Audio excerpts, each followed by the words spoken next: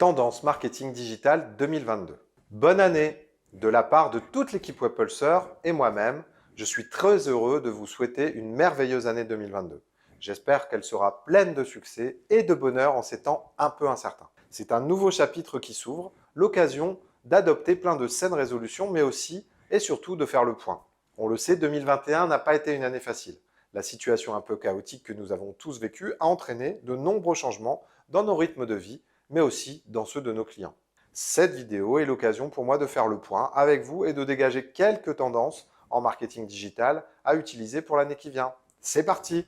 Le premier point, et pas des moindres, votre image de marque doit s'articuler autour d'une mission. Ce n'est pas une grande surprise, les consommateurs cherchent de plus en plus à acheter responsable. Quand on voit que l'écologie est à la peine, que les conditions de travail se dégradent et que la santé en prend un coup, forcément on se met à penser responsable. Et ça, les gros groupes l'ont bien compris en mettant en avant, à coup de campagne publicitaire massive, leurs efforts en RSE. Vous ne savez pas ce que veut dire RSE? C'est le terme pour parler de la responsabilité sociétale des entreprises. Pour faire simple, ce sont les actions mises en place par les boîtes pour être engagées sur les plans économiques, écologiques et sociaux.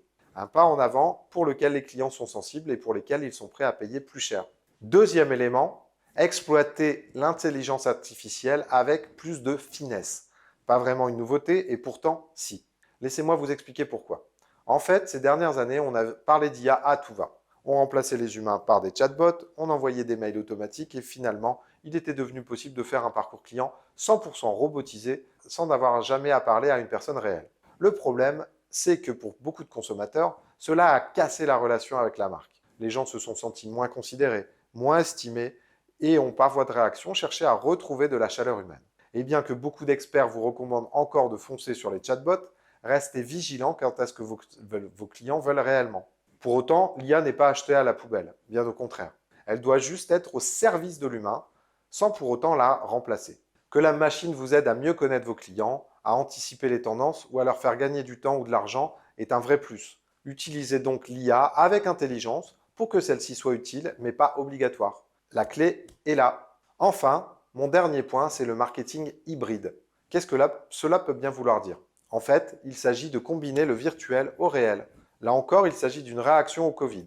Cela peut sembler bizarre, surtout que j'ai l'habitude de parler de e-commerce, mais le marketing hybride est très en vogue. Même Netflix se met à faire des magasins éphémères. Alors pour autant, il n'est pas nécessaire d'ouvrir une boutique, mais plutôt d'inclure des petites actions réelles dans votre stratégie.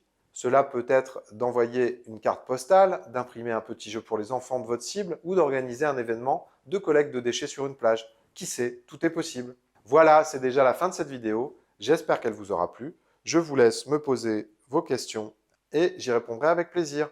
Pour ma part, je vous dis à très vite. Ciao!